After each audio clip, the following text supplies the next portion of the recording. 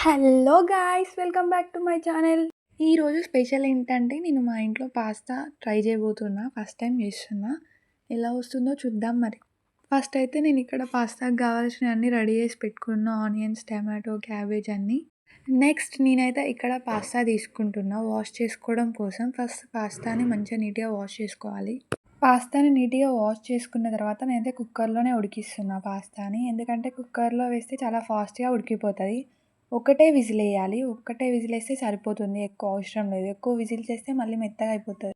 ఇలా కుక్కర్‌లో వేసి ఉడికించుకున్నప్పుడే మనం కొంచెం సాల్టును లైట్‌గా ఆయిల్ పోయాలి. యాక్చువల్‌గా నేను మర్చిపోయినా. మీరైతే వేయండి. ఆయిల్ ఏస్తే ఏంటంటే అంటుకోకుండా మంచిగొస్తాయి. నెక్స్ట్ పక్కనే ఒక పాన్ పెట్టుకొని అందులో ఆయిల్ పోసుకొని ఆనియన్స్, పచ్చిమిర్చి బాగా ఫ్రై చేసుకోవాలి గోల్డ్ కలర్ వచ్చే వరకు.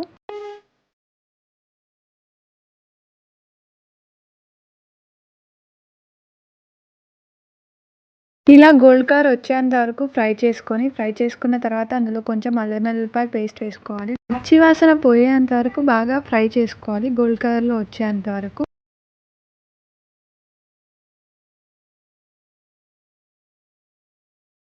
ఆనియన్స్ బాగా ఫ్రై అయిన తర్వాత ముందుగానే కట్ చేసి పెట్టుకున్న క్యాబేజీని అందులో వేసుకొని బాగా కలుపుకోవాలి మళ్ళీ. బాగా పచ్చి వాసన పోయేంత వరకు కలుపుకొని తర్వాత మూత పెట్టుకొని ఒక 5 మినిట్స్ అలానే ఉంచాలి.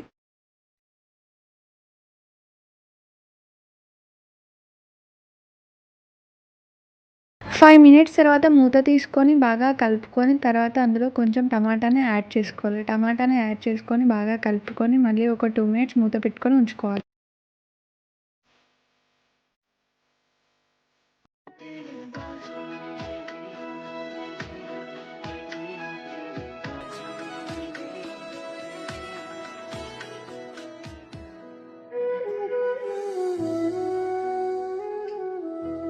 తర్వాత మూత తీసుకొని చూస్తే అన్నీ బాగా మగ్గిపోయి ఉంటాయి కూరగాయలంటే టమాటా, క్యాబేజీ, ఆనియన్స్ అన్నీ మగ్గిన తర్వాత పసుపు, కారం, ఉప్పు అన్నీ వేసుకొని మళ్ళీ బాగా కలుపుకోవాలి. ఉప్పు అయితే నేను కొంచెమే వేసుకుంటున్నా. ఎందుకంటే ఫస్ట్ నేను పాస్తా ఉడికినప్పుడే నేను ఉప్పు ఆల్రెడీ వేసుకున్నా కాబట్టి ఇప్పుడు నేను ఇక్కడ కొద్దిగానే వేసుకుంటున్నా.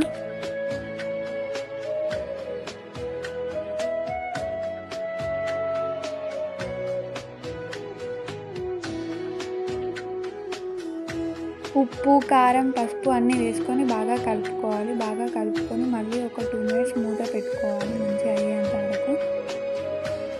ఇక్కడైతే నేను ఉడికించిన పాస్తాని ఇక్కడ పక్కన పెట్టుకున్నా. తర్వాత మూత తీసి చూద్దాం ఎలా రెడీ అయిందని. చాలా బాగా వచ్చింది.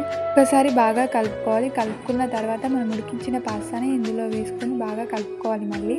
మనకి ఎగ్స్ కావాలనుకుంటే ఇందులో ఎగ్స్ కూడా కొట్టేసుకోవచ్చు. కానీ మా ఇంట్లో శ్రావణ మాసం కాబట్టి మేము నాన్ వెజ్ తినము. సో అందుకోసమే నేను ఎగ్స్ని అవాయిడ్ చేశాను. మీకు కావాలంటే మీరు ఎగ్స్ కూడా వేసుకోవచ్చు. ఇంకా బాగుంటుంది ఎగ్స్ వేసుకుంటే. పాస్తాని మొత్తం నేను చూపించినట్టు వేసుకొని బాగా కలుపుకోండి. మొత్తం కర్రీ ఉన్న పాస్తా 2 కలిసేలాగా బాగా కలుపుకోవాలి.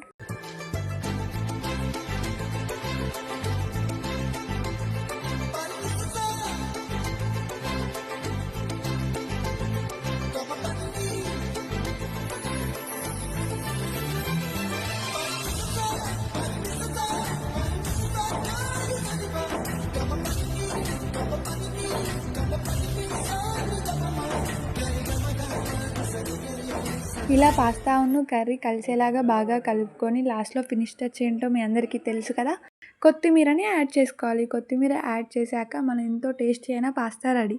మీకు నచ్చినట్టయితే డెఫినెట్గా ట్రై చేయండి. ఎలా ఉందో నాకు కామెంట్ బాక్స్లో చెప్పండి. ఫస్ట్ టైం చేసినా చాలా బాగా చేసిన నేను గ్రేట్ కదా. అది నిజమో కాదో ఇది తినేవాళ్ళు చెప్పాలి. And thank you for watching my video.